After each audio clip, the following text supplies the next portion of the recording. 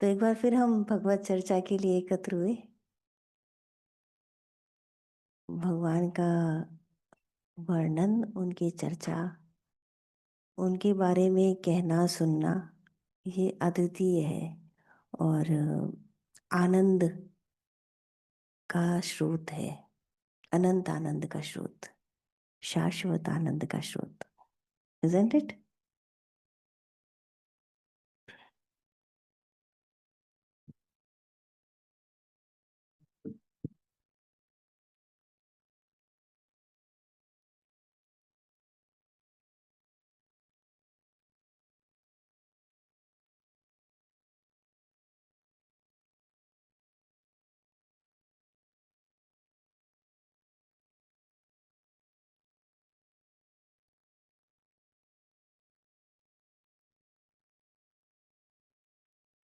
दसवें अध्याय पर थे हम। भगवत गीता के विभूति योग की चर्चा कर रहे थे। तो भगवान ने अपनी विभूतियों का विस्तार 7वें अध्याय से आरंभ किया। 7वें अध्याय में 17 विभूतियों की बात की। 9वें अध्याय में 37 विभूतियों की बात की और 10वें अध्याय में जहाँ तक अभी हमने देखा वहाँ तक 45 विभूतियों की चर्चा कर चुके भगवान। तो 7वें अध्याय से लेकर के और अभी तक हम देख रहे हैं विभूतियों का वर्णन हो रहा है। और 8वें अध्याय में श्रीधर स्वामी कहते हैं कि 8वें अध्याय में भी अर्जुन के जो 7 प्रश्न आए भगवान के लिए, वो भी उनकी विभूतियों के विषय में ही थे। तो जो पहले के 6 अध्याय थे वह व्यक्ति के ऊपर थे, जो नर हैं, जो प्रकृति समुदाय है, जीव हैं, उनके लिए था कि तुम्हें कैसा कर्म करना चाहिए, तुम्हें कैसा ध्यान करना चाहिए। और अब भगवान बता रहे हैं स्वयं के बारे में। अब भगवान के बारे में कौन बता सकता है, तो वो स्वयं ही बता सकते हैं। और यही बात अब हम आगे के अर्जुन के श्लोकों में देखते हैं, जो अर्जुन ने कहा भगवान से कि आपको आपके अतिरिक्त और कौन जान सकता है।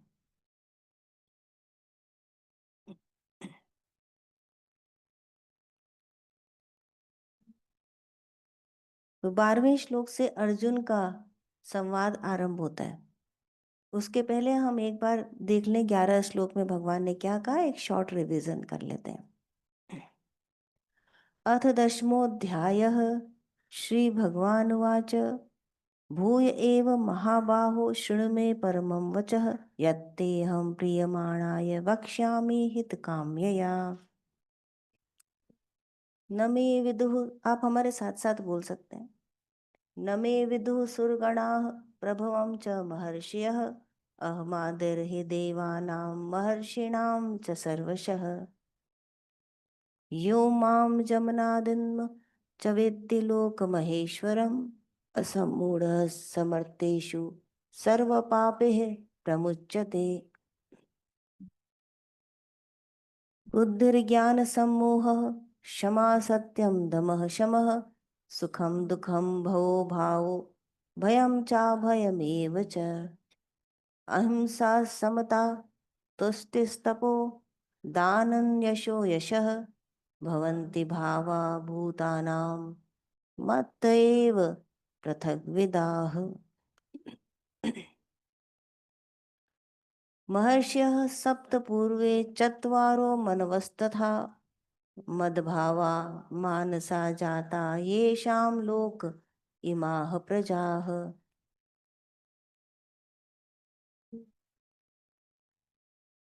एतां विभूतियोगं च मम यो वेत्ति तत्त्वतः सोऽयं योगेन युञ्जते नात्र संशयः। अहं सर्वस्य प्रभो मत्तः सर्वं प्रवर्तते इति मत्वा भजन्ते मां बुधा भावसमन्विताः। मच्चित्ता मद्गतप्राणा बोधयन्तः परस्परं कथयन्तश्च मां नित्यं तुष्यन्ति च रमन्ति च। तेषां सततयुक्तानां भजतां प्रीतिपूर्वकं ददामि बुद्धियोगं तं येन माम् उपयान्ति ते। तेषामेवानुकम्पार्थम् अहं ज्ञानजं तमः नाश्याम्यात्मभावस्थो ज्ञानदीपेन भास्वता। तो भगवान ने बताया कि तुम्हारे जितने भी भाव हैं वो सब मैं ही हूँ, मेरे दिए हुए हैं, मुझसे ही उनका जन्म हुआ है, मुझ में ही वो समाप्त होते हैं, और इससे भी ऊपर कि मेरे अतिरिक्त वो नहीं है। जैसे 7वें अध्याय में भगवान ने कहा रसो हमसु कौन्तेय, रस बता दिया अपने आप को और बहुत सी अन्य विभूतियां। 8वें अध्याय में अर्जुन पूछता है कि अधिदेवम किम अधिदेवम, तो इस तरह से आगे 9वें अध्याय में अहम क्रतुरहम यज्ञ। तो भगवान ने बताया कि रस जो कुछ पेनिट्रेटेड चीजें हैं जो हमें दिखाई नहीं देती, जिससे वह प्रकाशित है, जिससे वह आलोकित है, वह कौन, जो भी कुछ है। जैसे जल है तो जल के अंदर जल क्या है, जल रस है, रस ना हो तो जल नहीं है। तो जो कुछ उसका अधिष्ठाता है, जो कुछ उसका केंद्र बिंदु है, वह भगवान ही है। फिर सब समस्त क्रियाओं को बता दिया कि यह मैं ही हूँ, कि जो यज्ञ के अंदर जो कुछ यज्ञ है, जो तुम करते हो, जो समिधा है, सब कुछ यद करोषि यद यदश्नासि यद जुहोसि ददासि यत्, जो भी तुम कुछ कर रहे हो, तुम कुछ दे रहे हो, खा रहे हो, पी रहे हो, गमन कर रहे हो, सब कुछ समस्त क्रियाएं मैं ही हूँ। फिर भगवान ने सब भाव बता दिए 10वें अध्याय में कि क्षमा, दया, सत्य, करुणा। हमको क्या लगता है ना कि ये क्षमा हमने किसी को करी और हम बड़े हो गए, हमने सत्य बोला और हम सत्य बोलते हैं। और किसी को भय नहीं लगता तो वो भी, उसे लगता है कि मुझे भय नहीं लगता, देखो तुम्हें भय लगता है। तो भगवान कह रहे हैं ये सब मुझसे ही है, इसमें तुम्हारा कुछ भी नहीं है, सब कुछ मैं ही हूँ। और अच्छे भाव मैं हूँ, अहिंसा मैं हूँ, सत्य मैं हूँ, क्षमा दया ये सब मैं हूँ। अभय मैं हूँ तो भय भी मैं ही हूँ। किसी का भाव है, कुछ है, सत्ता है, तो मैं हूँ, तो अभाव भी मैं ही हूँ। सुख तुम्हारे जीवन में मैं हूं तो दुख भी मैं ही हूं। तो वो अपनी सत्ता को बता रहे, परमात्मा अपना स्वरूप बता रहे। है ना, कितना अद्भुत। अब उनका स्वरूप हमको क्या लगता है, परमात्मा का स्वरूप कोई पूछता है भगवान कैसे हैं, तो हम बताते हैं कि ब्लू कलर के हैं, 4 हाथ पांव हैं, उनके 4 हाथ हैं। दुर्गा जी, यदि हम दुर्गा जी के उपासक हैं तो हम कहते हैं कि ऐसे देवी हैं। शंकर के उपासक हैं तो हम उस तरह बताते हैं। लेकिन ये तो कुछ और ही बता रहे हैं। ये क्या है, ये निराकार सत्ता का, निर्गुण साकार, साकार निर्गुण, निर्गुण साकार, निराकार साकार सत्ता बता रहे, अपना स्वरूप बता रहे भगवान। और अद्भुत विधान है उनका। तो अब अर्जुन क्या हो जाता है, सुन करके देखिए, आपको, आप और हम तो चर्चा कर रहे हैं, हमारे सामने भगवत गीता है, हम उसमें जो लिखा है भगवान उवाच वो हम पढ़ रहे हैं। महाभारत के भीष्म पर्व में हमको भगवत गीता मिलती है, उपनिषद समझ करके उसे हम हिंदू धर्म का महान पावन शास्त्र समझ कर पढ़ रहे हैं। लेकिन भगवान यहाँ पर, तो अर्जुन जो है वो तो भगवान सामने, साक्षात भगवान खड़े और वो बता रहे हैं। तो अब उसकी स्थिति सोचिए क्या होगी। तो उसकी स्थिति हमारी कल्पना से भी परे होती है। भगवान तो हम क्या कल्पना करेंगे, अर्जुन की स्थिति की भी कल्पना करने की हमें सामर्थ्य नहीं है कि उसको क्या लग रहा होगा जब उसके सामने भगवान खड़े होकर के बता रहे हैं कि मैं ये हूँ। तो अर्जुन, अब अर्जुन क्या बताता है, क्या कहता है अर्जुन। अर्जुन उवाच परम ब्रह्म परम धाम पवित्रम परमं भवान पुरुषं शाश्वतं दिव्यम आदिदेवम अजं विभुम आहुस्त्वां ऋषयः सर्वे देवर्षि नारदस्तथा असितो देवलो व्यासः स्वयं चैव ब्रवीषि मे। सर्वमेतदृतं मन्ये यन्मां वदसि केशव, न हि ते भगवन् व्यक्तिं विदुर्देवा न दानवाः। स्वयमेवात्मवात्मानं वेत्थ त्वं पुरुषोत्तम, भूतभावन भूतेश देवदेव जगत्पते।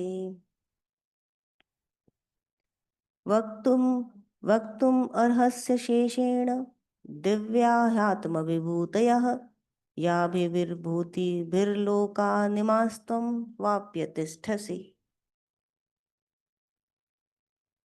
कथं विद्यामहं योगिस्त्वां सदा परिचिन्तयन्, केषु केषु च भावेषु चिन्तयोऽसि भगवन्मया। विस्तरेणात्मनो मयोगं विभूतिं च जनार्दन, भूयः कथय तृप्तिर्हि शृण्वतो नास्ति मे मृतम्।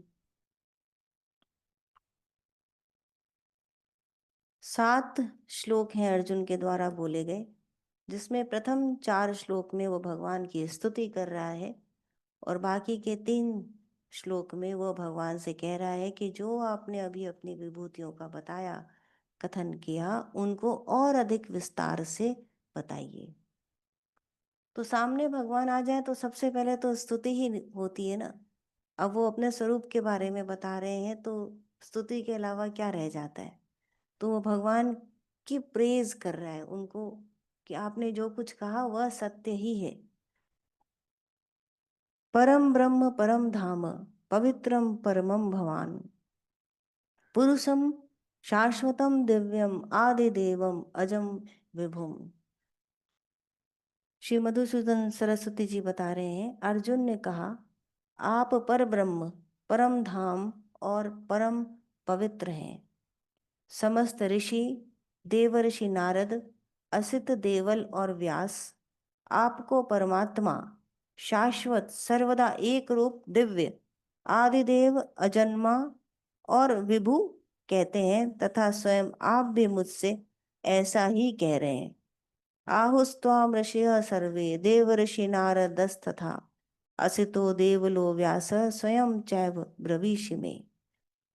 तो समस्त ऋषि भी ऐसा कह रहे हैं, आप पर ब्रह्म, परम धाम और परम पवित्र हैं,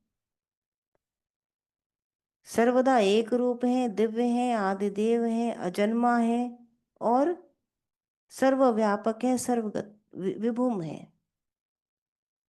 और ऐसा न केवल आप कह रहे हैं बल्कि समस्त ऋषि भी ऐसा ही बता रहे हैं, ऐसा ही कह रहे हैं। आहुस्त्वाम ऋषियः सर्वे देवर्षि नारदस्तथा असितो देवलो व्यास स्वयं चैव ब्रवीषि में। मुझसे आप ऐसा कह रहे हैं और समस्त ऋषिगण, नारद, देव ऋषि, नारद, असित, देवल, व्यास आदि ऋषि भी ऐसा ही कह रहे हैं। तो मैं इसको सत्य ही मानता हूँ। आप पर ब्रह्म हैं भगवान, आप पर ब्रह्म हैं। अब ब्रह्म ओम तत्सत, ये ब्रह्म के नाम, भगवान के नाम कि आप ही हैं, आपके अतिरिक्त और कोई है नहीं। तो आप पर ब्रह्म हैं, परम धाम हैं आप। कि अब धाम शब्द का जो अर्थ है, इन्होंने मधुसूदन सरस्वती ने 2 प्रकार से लिया है। एक तो उन्होंने बताया कि मिथ्या जगत की दृष्टि से भगवान का जो धाम है वह सर्वभूत के परम धाम आश्रय हैं और स्वरूप की दृष्टि से चिंत्य हैं, भगवान प्रकाश हैं। तो साकार की दृष्टि से आप परम धाम हैं, आश्रय हैं। कि जैसे हमारा आश्रय क्या होता है, कोई यदि जॉब करता है तो उसका बॉस उसका आश्रय। घर के अंदर बच्चों के आश्रय उनके माता पिता है। यदि कोई धूप में निकला हुआ पथिक है तो उसका आश्रय क्या है, किसी पेड़ की छांव मिल जाए, कोई सराय मिल जाए, रहने का घर मिल जाए, वो उसका आश्रय है। और जो जीव घूम रहा है संसार में, उसका आश्रय कौन है? उसका आश्रय वो परम पिता भगवान है, पर ब्रह्म है। जहाँ उसे दिखाई देता है कि ये तो संसार क्या है, धूप की तरह है, तो उसे वो छांव वहां दिखाई देती है। और परम धाम छोटे छोटे आश्रय हमको मिलते हैं, जैसे अभी मैंने बताया कि माता पिता है, घर है, सराय है, पेड़ की छांव है, ये धाम है, आश्रय है। लेकिन वो परम धाम है जिसके बाद किसी दूसरे आश्रय की आवश्यकता ना हो। और ऐसा ही परम प्रकाश है, जैसा सरस्वती जी बता रहे हैं कि चैतन्य को देखें, यदि हम चैतन्य सत्ता को, तो वो परम प्रकाश है। उस लाइट का प्रकाश कहाँ, ये बल्ब जल रहा है तो ये कहाँ से, इसका स्रोत क्या है? इलेक्ट्रिसिटी है उसका स्रोत। इलेक्ट्रिसिटी कहीं जनरेट हो रही है, तो वो जो जनरेट होने की जगह है वो है उसका स्रोत। तो एक से दूसरा उसको स्रोत मिलता चला जाता है। यदि हम विंड से जनरेट कर रहे हैं तो विंड हो गया उसका स्रोत, पानी से जनरेट कर रहे हैं इलेक्ट्रिसिटी तो पानी हो गया स्रोत, सोलर से जनरेट कर रहे हैं तो सोलर हो गया। अब सूर्य का स्रोत क्या है? सूर्य को प्रकाश कहाँ से मिल रहा है? तो इस तरह हमको कोई ना कोई कारण उसका मिलता चला जाएगा। लेकिन जब भगवान है, वो ऐसे धाम है, ऐसा प्रकाश है जो स्वयं ही सबका स्रोत है, जो स्वयं स्वयं ही आदि कारण है, शाश्वत है, सदा से है, चैतन्य है। उसके अतिरिक्त, उससे ऊपर और कोई नहीं है। तो परम धाम, परम पर ब्रह्म, परम धाम पवित्रम। आप पवित्रम परमम भवान, आप परम पवित्र हैं हे प्रभु। तो पवित्र किसे कहते हैं? कि जो, जिसको हम पवित्र किसे कहते हैं? कि जो, जिसके अंदर कोई किसी प्रकार की कुछ गंदगी ना हो, शुभ हो, पूर्णतया शुभ हो, वो पवित्र होता है। और जो दूसरे को भी पवित्र कर दे अपनी, एक तो स्वयं पवित्र हुआ, और एक वो हुआ जो अपनी पवित्रता से दूसरे को भी पवित्र कर दे। एक नहा के आया हुआ व्यक्ति जिसके मन में कोई दुर्विचार ना हो, वो बैठ के पूजा कर रहा है, तो वो पवित्र स्थान, पवित्र कहा जाता है, खुद को पवित्र कह सकता है। लेकिन मंदिर पवित्र स्थान होता है जहाँ तेज होता है। इस तरह के भगवान के जो घर होते हैं, वहां जा करके हम स्वयं को पवित्र अनुभव करते हैं। तो वो स्थान, वो गुरु, वो सत्संग जब हम करते हैं तो ऐसे संत वो पवित्र होते हैं जो दूसरे को भी पवित्र करते हैं। पर भगवान ऐसे ऐसे पवित्र हैं कि जो परम पवित्र, कि उनके नजदीक जो भी चला जाए, उनका ध्यान जो भी कर ले, वो पवित्र हो जाता है। उन्हें किसी से पवित्रता नहीं मिल रही, वो तो आदि कारण है, वो स्वयं दूसरों को पवित्र करने वाले हैं। तो ऐसे संबोधनों से अर्जुन भगवान की स्तुति कर रहा है। परब्रह्म परम धाम पवित्रम परमम भवान, पुरुषम शाश्वतम दिव्यम, आदिदेवम अजम विभुम। आप अजन्मा है, अजम, आपका कोई जन्म नहीं हुआ। जिस भी देवी देवता का हम जन्म देखते हैं, कि जैसे हम कृष्ण जन्माष्टमी मनाते हैं, या तो इस तरह से हम उनको नीचे ले आते हैं कि उनका अवतार हुआ। या फिर हम राम को देखते हैं कि राम दशरथ के पुत्र थे, इस प्रकार उनका जन्म हुआ। लेकिन ये जो है, हम जब ब्रह्म की बात कर रहे हैं तो वो अजन्मा है, उसका कोई जन्म नहीं, वो तो सदा से था, सदा है, सदा रहेगा। तो वो अजन्मा है। और विभुम, वो सर्वव्यापक है। ऐसा कोई स्थान नहीं नहीं जहाँ पर वो नहीं है। पुरुषम शाश्वतम, दिव्य और शाश्वत पुरुष है वो। पुरुष अर्थात ब्रह्म। पुरुष का अर्थ, यहाँ पे मेल फीमेल की बात नहीं है, यहाँ पर भगवान कोई जेंडर बायस नहीं है। पुरुष का अर्थ होता है जो परम पुरुष है, जो अद्वितीय है, जो अजन्मा है, वह पुरुष। आहुस्त्वाम ऋषय देवी सर्वे, आपने मुझसे कहा, देवर्षि नारदस्त था, सभी आपकी बात करते हैं और कहते हैं, देवल और व्यास आपको परमात्मा, शाश्वत, सर्वदा एक रूप, दिव्य, आदिदेव, अजन्मा और विभुम कहते हैं, तथा स्वयं आपने भी मुझसे ऐसा ही कहा। दूसरे श्लोक में भगवान बता रहे हैं ना कि मुझे कोई नहीं जान सकता, देवऋषि हो या महर्षि हो या देव हो या दानव हो।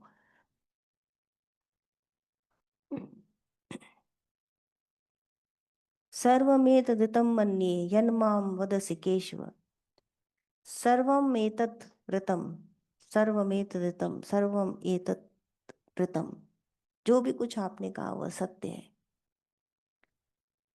वदसि केशव, अब यहाँ जो केशव शब्द, केशव भगवान को कहा अर्जुन ने, तो यह केशव का बहुत महत्वपूर्ण यहाँ पर स्थान है।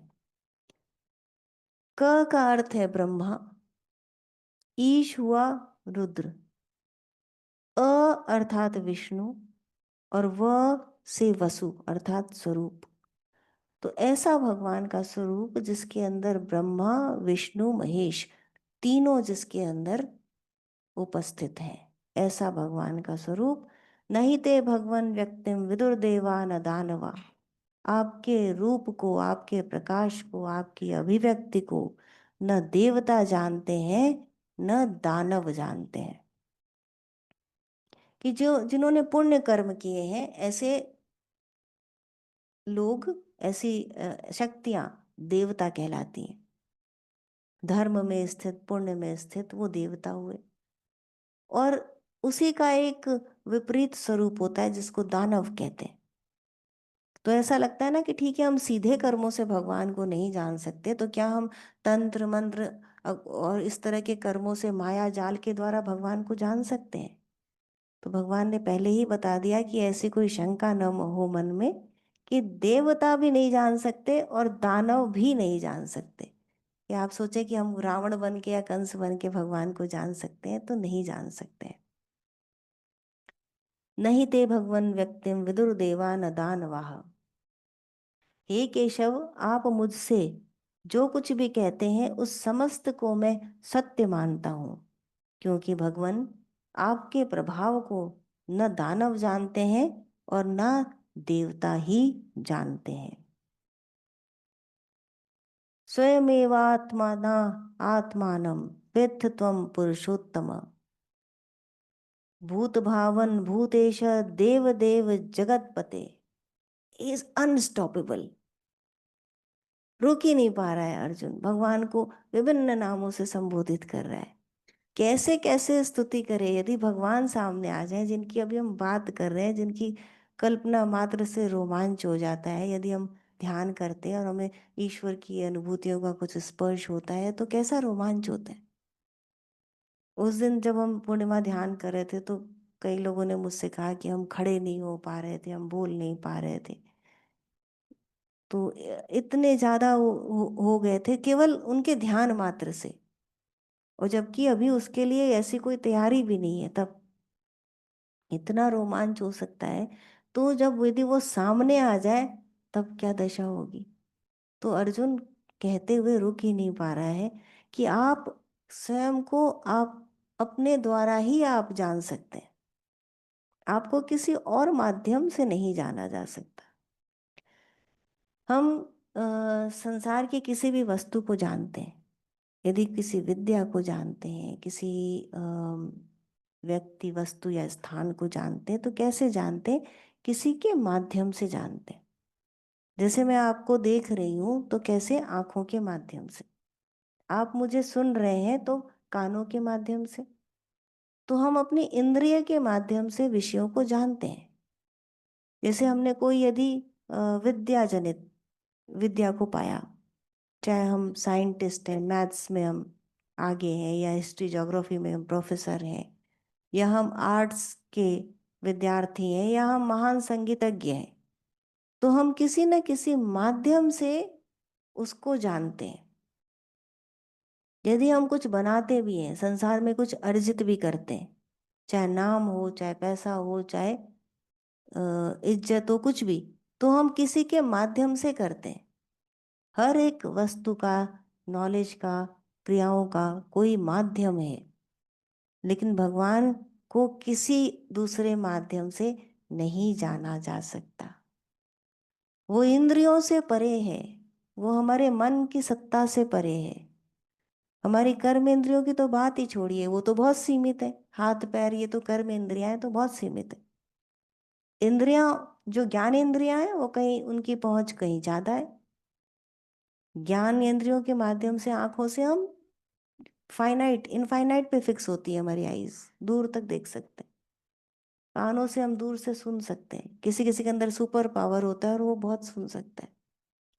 लेकिन ज्ञानेंद्रियों की पहुंच से भी बहुत बाहर है भगवान। अब इन सब का देवता आता है मन। ये मन तो कहीं भी पहुंचता है। मन और बुद्धि के द्वारा ही तो हम, बुद्धि के द्वारा हम इसको सुन रहे हैं, समझने की कोशिश कर रहे हैं। और मन के द्वारा हम भगवान का ध्यान करने की कोशिश करते हैं। मन के धरातल पे जो चित्त वृत्तियां हैं उनको रोक करके उस झील में हम उस पावन को उतारने का प्रयास करते हैं। तो भगवान कहते हैं नहीं, मुझे तुम उससे भी नहीं जान सकते। अर्जुन कहता है कि भगवान आपको किसी भी दूसरे माध्यम से जाना ही नहीं जा सकता। तो इसीलिए बार बार ये बात आती है कि हम भगवत गीता फिर पढ़ रहे हैं, हम बुद्धि के द्वारा उसे समझने का प्रयास कर रहे हैं। मत करिए। बुद्धि से तो परे की सत्ता है वो। बुद्धि काम में ली जाती है कि क्या करना चाहिए क्या नहीं करना चाहिए। हम लॉजिक्स लगाते हैं, बच्चों को सिखाते हैं। ये मैथ्स केमिस्ट्री बायो नहीं है कि जिसके लिए बुद्धि चाहिए। तो जो जिसके पास बहुत बुद्धि नहीं है, क्या वो भगवान को पा नहीं सकता? जिसके हाथ पैर नहीं है, क्या वो भगवान को पा नहीं सकता? जो कान से सुन नहीं सकता, आंख से देख नहीं सकता, क्या वो उस ईश्वर का एहसास नहीं कर सकता? क्या भगवान इतने पक्षपाती हैं कि कमजोर के सहायक नहीं है? तो एक बात कह दी अर्जुन ने कि आपको किसी दूसरे माध्यम से जाना ही नहीं जा सकता। तो इसको विपरीत तरीके से समझें कि आपको जानने के लिए किसी माध्यम की आवश्यकता ही नहीं है। कि किसी माध्यम की आवश्यकता नहीं तुम्हें जानने के लिए भगवान। मेरे पास यदि कुछ नहीं है, सी, अभी जब मैंने बोला बुद्धि से नहीं जाना जा सकता, मन से नहीं जाना जा सकता, तो आप सबके चेहरे पे क्वेश्चन मार्क आ गया। बट नहीं,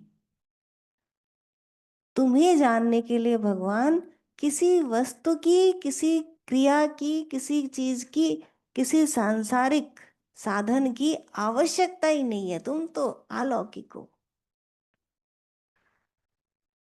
तो हमको लौकिक से बाहर आके अलौकिक को देखना पड़ेगा बस। और भगवान कहते हैं जीव भूता सनातन, कि जीव भी तो सनातन है, तुम तो मेरी ही छाया हो। भगवान ने तो पहले ही हमको प्रेम से गले लगाया। लेकिन बस हमारी गलती क्या है कि हम उन लौकिक साधनों के पीछे भाग रहे हैं, पागल हो रहे हैं। तो अब वो भगवान ने एक नई बात कह दी कि जो कुछ लौकिक तुम्हें दिख रहा है वह भी मैं ही हूं।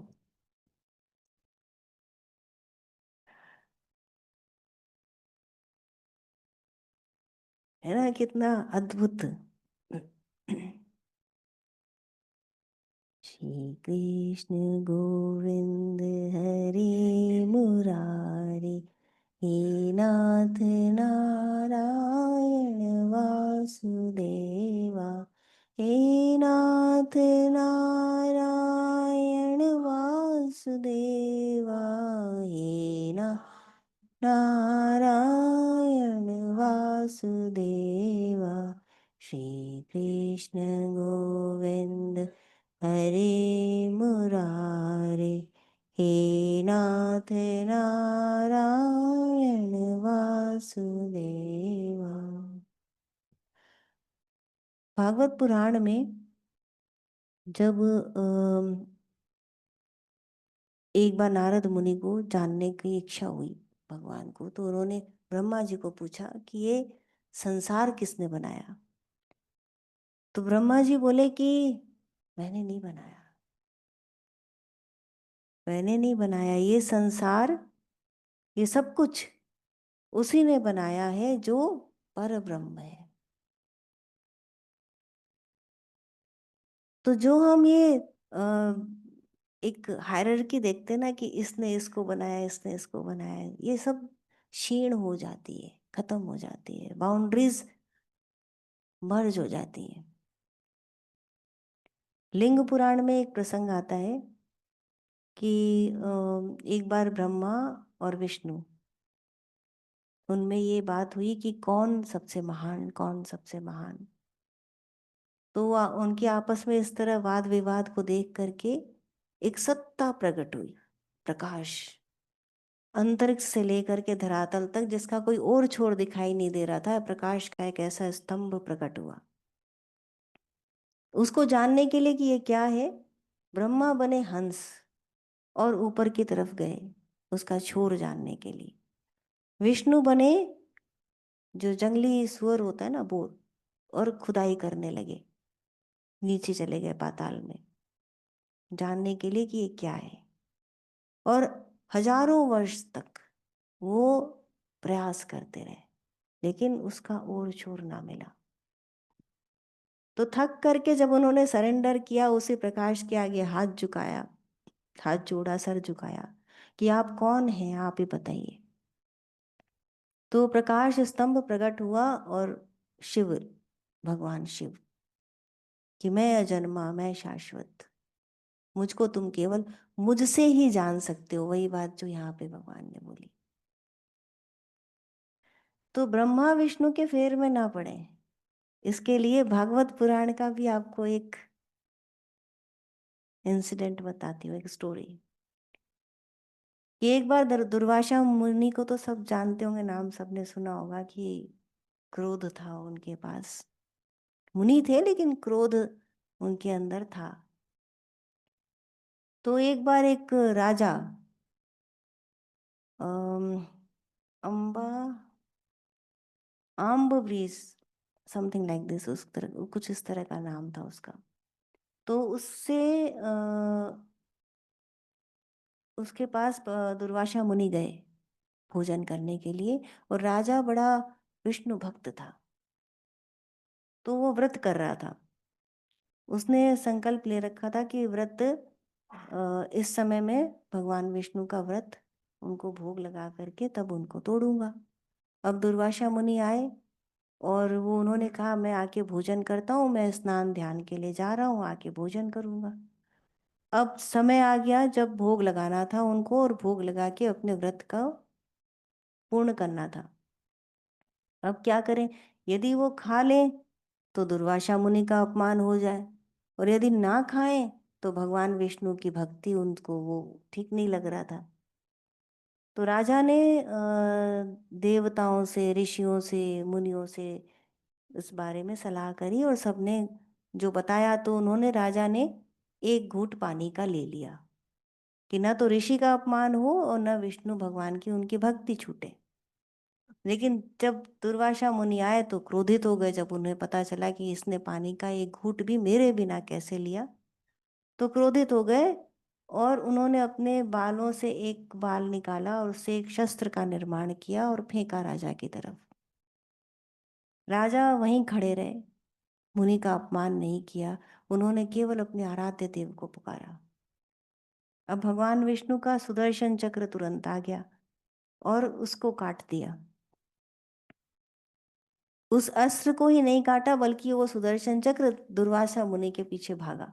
अब दुर्वासा मुनि आगे और सुदर्शन चक्र पीछे। तो वो सबके पास गए, ब्रह्मा के पास गए, भगवान शिव के पास गए, सबने कहा कि भगवान विष्णु से ऊपर कोई नहीं, उनके सुदर्शन चक्र से ऊपर कोई नहीं, आप उन्हीं के पास जाइए।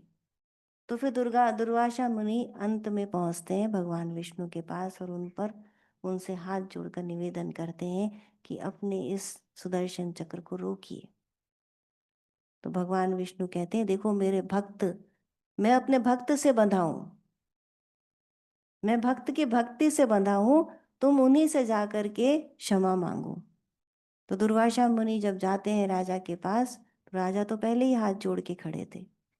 तब वो सुदर्शन चक्र रुकता है और इस प्रकार इस कथा का समापन होता है। तो यहाँ पर हम देखते हैं भगवान विष्णु को सबसे ऊपर बताया, लिंग पुराण में भगवान शिव को सबसे ऊपर बताया। अब जब हम वेदांत की तरफ आते हैं, वेद विषयक जो वेदांत है, शास्त्र जो भगवत गीता है, इसकी तरफ आते हैं, तो ये बताता है कि ये सब जो भी है, ब्रह्मा विष्णु महेश, ये सब उसी ब्रह्म की अभिव्यक्तियां हैं। हमें देवताओं के रूप में यदि हम देख रहे हैं तो उसी ब्रह्म के रूप हैं, और यदि हम उसी को ब्रह्म रूप में देख रहे हैं तो हम किसी को भी देख सकते हैं। हम भगवान विष्णु को ब्रह्म रूप में देख सकते हैं, हम भगवान शिव को ब्रह्म रूप में देख सकते हैं, बिकॉज ऑल इज वन। इसमें कोई अलगाव नहीं है। तो इसलिए जो केशव संबोधन है अर्जुन का, ये अति महत्वपूर्ण है कि ऐसा संबोधन है जिसके अंदर ब्रह्मा विष्णु महेश सबका समावेश है। तो केशव कह के बुलाता है अर्जुन भगवान को और कहता है कि आप अपने द्वारा ही आपको जाना जा सकता है, आप केवल स्वयं ही स्वयं को जान सकते हैं। इसीलिए ये भी कहा जाता है कि भगवान को जाना नहीं जा सकता। स्वयमेवात्मनात्मनं वेत्थ त्वं पुरुषोत्तम, भूत भावन भूतेश देव देव जगतपते। कि हे भगवान आप भूत भावन हैं। राम सुखदास जी कहते हैं कि इस तरह चार चार संबोधन है एक श्लोक के अंदर, ऐसे संबोधन और कहीं नहीं है भगवत गीता में। तो हे भूत भावन, भूतों के को का पालन पोषण करने वाले, उनको प्रकट उनका उत्पादन करने वाले भूत भावन। भूतेश, भूतों के ईश्वर। देव देव, अब जो ईश्वर है वो आराध्य हो जरूरी नहीं, तो देव देव आराध्य भी कह दिया उनको। जगतपते, उनका पालन पोषण करने वाले कर्ता, पति, जगतपते। हर प्रकार से अर्जुन ने भगवान को संबोधित किया। मधुसूदन सरस्वती ने इसकी बहुत सुंदर व्याख्या की है। चार संबोधनों से पुरुषोत्तम तत्व का विवरण करते हैं। समस्त भूतों का आप भावन उत्पादन करते हैं, हे भूत भावन। समस्त भूतों के पिता आप हैं। पिता भी कोई इष्ट नहीं होता, इसलिए कहते हैं हे भूतेश, अर्थात सब भूतों के नियंता आप हैं। पिता आप हैं, नियंता आप हैं। नियंता भी कोई आराध्य सेव्य नहीं होता, इसलिए कहते हैं कि हे देव देव, अर्थात सर्वाराध्य, देवताओं के भी आराध्य आप हैं। जिनकी हम आराधना करते हैं उनके भी आराध्य आप हैं। आराध्य भी कोई पालियता भाव से पति नहीं होता, इसलिए कहते हैं हे जगतपते, अर्थात हिताहित के उपदेशक, वेदों के प्रणेता होने से संपूर्ण जगत के पालियता आप ही हैं। इस प्रकार के सभी विशेषणों से विशिष्ट आप ही सबके पिता हैं, सबके गुरु हैं, सबके राजा हैं, अतः सब प्रकार से सबके आराध्य हैं। इस प्रकार सुंदर स्तुति के द्वारा अर्जुन अपने भावों को भगवान के सामने प्रकट करता है। और फिर क्योंकि विभूतियों की बात आ रही थी, 7वें अध्याय से बार बार भगवान अपनी विभूतियों की चर्चा कर रहे हैं, क्योंकि वो अपने बारे में बता रहे हैं कि यह भी मैं हूँ, यह भी मैं हूँ, मुझे देखो मैं सर्वत्र मैं ही हूँ। तो अब आगे अर्जुन कहता है वक्तुम अर्हस्य शेषेण दिव्या ह्यात्म विभूतयः या भी विभूति फिर लोका निमास्तम व्याप्य तिष्ठसि। अर्जुन कह रहा है जिन विभूतियों से आप इन सब लोगों को व्याप्त करके स्थित हैं, वे आपकी दिव्य असाधारण विभूतियां, क्योंकि असर्वज्ञों के लिए जानने में अशक्य हैं, अतः आप ही सर्वज्ञ उन सब विभूतियों को पूर्णतया कह सकते हैं, जिन विभूतियों से आप इन सभी लोकों में व्याप्त हैं। वे आपकी दिव्य विभूतियां असाधारण हैं। कथम विधामह्यम योगिस्त्वां सदा परिचिन्तयन् केषु केषु च भावेषु चिन्तयोसि भगवन्मया।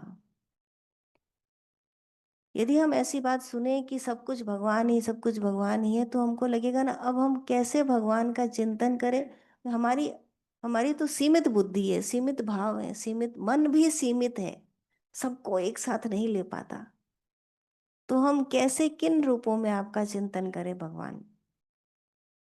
विस्तरेणात्मनो योगम विभूतिम च जनार्दन, भूय कथय तृप्तिर्हि शृण्वतो नास्ति मे मृतम। मैं सुनता सुनता अघाता नहीं हूं। अब अर्जुन क्या था, भगवान का बहुत बड़ा भक्त था,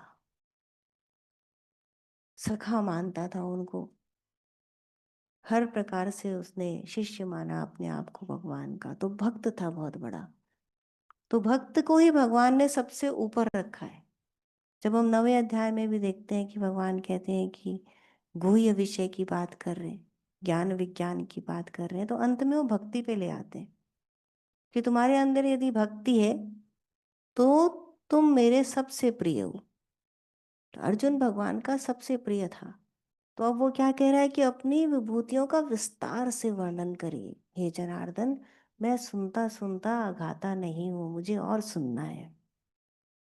हे योगिन, हे योगेश्वर, मैं किस प्रकार सदा चिंतन करता हुआ आपको जानूं, और हे भगवान, आप किन किन भावों में मेरे द्वारा चिंतन करने योग्य हैं। किन किन भावों के द्वारा आपको चिंतन करूं? आपने तो बता दिया कि ये भी मैं हूँ, ये भी भय भी मैं हूँ, दुख भी मैं हूँ, अभाव भी मैं हूँ। आपने तो अच्छी बुरी सब चीजें बता दी। पर मैं आपका चिंतन करूं तो किस भाव से करूं, किस रूप में करूं? ये हमारी समझ छोटी है, छोटा सा बता दीजिए तो हम वो काम करते रहे। तो इतना बड़ा बात नहीं समझ में आ रहा। तो हे योगिन, हे योगेश्वर, मैं किस प्रकार सदा चिंतन, और आपने कहा कि जो सदा चिंतन करे, भगवान ने ये बात को बार बार कहा है कि सदा चिंतन, सदा चिंतन, सदा चिंतन। ऐसा नहीं है कि 1 घंटा चिंतन कर लिया, 10 मिनट चिंतन कर लिया। 10 सेकंड भी लोग भगवान का चिंतन करके अपने आप को बड़ा समझने लगते हैं। पर वो कहते हैं कि सदा चिंतन करो, मेरा चिंतन छूटना ही नहीं चाहिए। तो अब ये कैसे हो, किस प्रकार करूं? हे जनार्दन, आप अपनी योग शक्ति और परमेश्वर रूप विभूति को पुनः विस्तार पूर्वक कहिए। अभी आपने छोटे में बताया, अब उसको विस्तार पूर्वक कहिए, क्योंकि आपके अमृतमय वचनों को सुनते हुए मेरी तृप्ति नहीं होती है। तो जो भगवान का भक्त होता है वो उसके बारे में बात करते करते थकता नहीं है। अभी देखिए, जब न्यूली मदर्स बनती हैं और मदर बनती हैं तो वो, और जो उनकी दादियाँ बनती हैं वो भी अब उस बच्चे की बात करती नहीं थकती। सामने वाला बोर भी हो जाए तो भी वो करते, है ना? तो ये तो भगवान है। उनका जो भक्त है, उनका अब यशोदा का प्रेम देखिए अपने लाला के लिए, तो वात्सल्य भाव आया ना। अब एक जो ये जो मदर और बेबी की हमने बात की है लौकिक, लेकिन ये जो बात है ये अलौकिक है, पारलौकिक। तो यशोदा के जीवन में कन्हैया के अतिरिक्त और कुछ था ही नहीं। गोपियों की भक्ति देखिए, उनके जीवन में, उनके मन में, उनके कार्यों में, उनके सर्वत्र एक बहुत सुंदर एग्जाम्पल है गोपियों का। यदि हम अभी विभूतियों की बात कर रहे हैं तो गोपियों से सुंदर उदाहरण नहीं है, क्योंकि उनके जीवन में जैसे भगवान ने बताया ना कि तुम्हारे सब भावों में मैं हूँ। तो गोपियों को देखिए, उनके भाव में कृष्ण के अतिरिक्त कोई था ही नहीं, न उनके पति न उनके बच्चे। लौकिक संबंध छूट गए थे। ब्रह्म संबंध स्थापित करने के लिए संसार संबंध को त्यागना होता है। अब ये तो कैसे हो सकता है? जो भोग में फंसा हुआ प्राणी है, जीवात्मा है, वो उस रस को प्राप्त नहीं कर सकता। कैसे कर सकता है कि कभी जब ऐसे ध्यान करा दिया या कभी ब्रह्म चर्चा हो गई तो उसमें क्षणिक एक अनुभूति हो गई उस रस की, लेकिन निरंतर उसमें निमग्न नहीं रह सकता, क्योंकि भोग और रस, भगवान का रस, ये एक दूसरे के विपरीतार्थक है। तो कलयुगी मानव को कहते हैं ना कि कलयुग चलिए नहीं है, द्वापर आ गया, जो भी। तो अभी इस मानव को जो गृहस्थी में इस तरह से लिप्त है, वो भोग में लिप्त है, वो उस रस का पात्र नहीं है, अधिकारी नहीं है। क्योंकि जब तक आप त्याग नहीं करेंगे, जब तक हम त्याग नहीं करेंगे, वैराग्य नहीं लाएंगे, तब तक भगवान का ज्ञान, उसके स्वरूप का आभास हमारे अंदर उतरेगा नहीं। हमारे अंदर का कटोरा अभी भरा हुआ है। किससे भरा हुआ है? परिवारजनों के मोह से, रुपए पैसे के मोह से, अपने शरीर के मोह से, अहंकार से भरा हुआ है। मैं कौन, ये सत्ता तो जाती ही नहीं है ना, मैं कौन। तो इससे भरा हुआ है। अभी त्याग कहाँ है? यदि एक दिन व्रत करते हैं तो शाम तक क्या हालत हो जाती है, उपवास करते हैं तो। और वो भी कैसा करते हैं ये तो आप ही जानते हैं। जैसे भगवान के लिए कह रहे हैं ना वो कि तो तेरी सत्ता को तुम ही जानते हो। तो उसी तरह आपके उपवास को आप ही जानते हैं।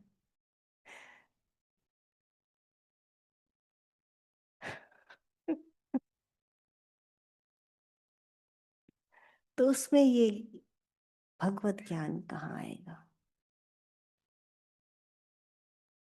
तो अर्जुन कह रहा है कि विस्तार से कहिए भगवान, मैं सुनते सुनते थकता नहीं। जो भोगी विलासी व्यक्ति है वो सुनते सुनते थक जाता है भगवान की बात। चलो बस बहुत हो गया, अब काम पे लगे, है ना।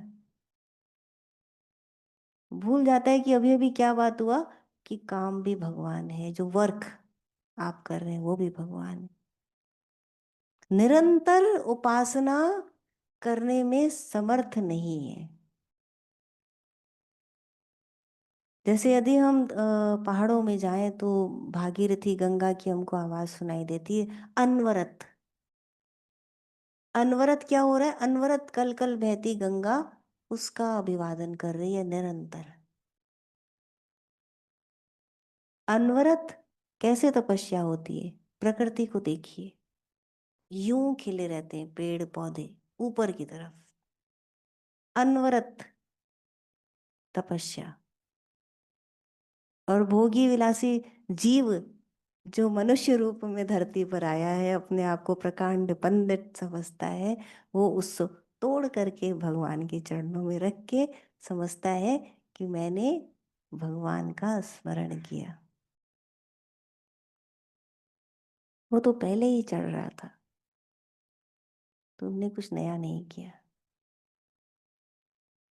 तेरा तुझको अर्पण, यही किया ना, आपने बनाया था फूल, हमने जमीन खरीदी करोड़ों रुपए की, उसमें वृक्ष लगाए, अब वो वृक्ष वो फूल हमारे। कितने दिन के लिए, चलो तुम्हारे सही, कितने दिन के लिए, क्या तुम्हारी सत्ता अनंत है। 150 साल कितना जी लेंगे, लेकिन उसके बाद प्लानिंग करते हैं हमारे बच्चे, हमारे पोता पोती। आप देखने आए थे, आप देखने को रहोगे तो लोग स्तंभ बना देते हैं, उस पे लिखवा देते हैं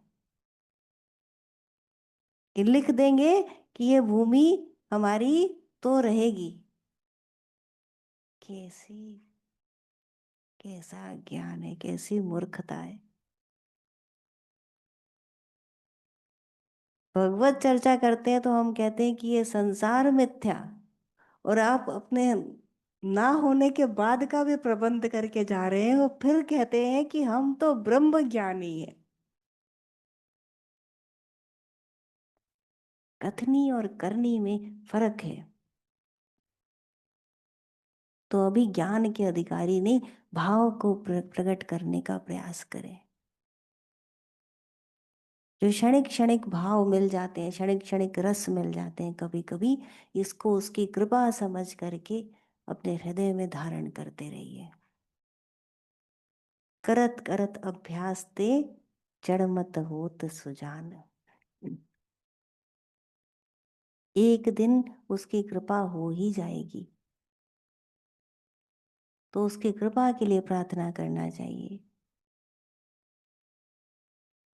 कि भगवान हम पे कृपा करो, हमारे अंदर से इस अज्ञान का नाश करो, हमारे अंदर सत्य की प्रतिष्ठा करो, कि हम जान सकें तुमको।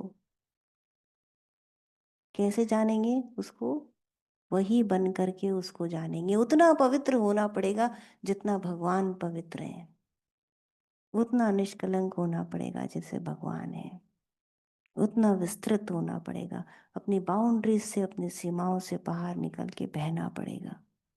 गंगा की तरह अनवरत उसका ध्यान करना पड़ेगा, फूलों की तरह जो अनवरत आकाश को देखते हैं वैसा बनना पड़ेगा। पर भगवान कहते हैं कि तुम कर सकते हो, कि तुम मुझे बहुत प्यारे हो, तुम कर सकते हो। ममेवांशो जीवलोके जीवभूता सनातन। मेरा ही अंश हो, भगवान कहते हैं, तो निर्भय भव। लेकिन प्रयास आवश्यक है, सच्चा प्रयास आवश्यक है। जय श्री कृष्ण।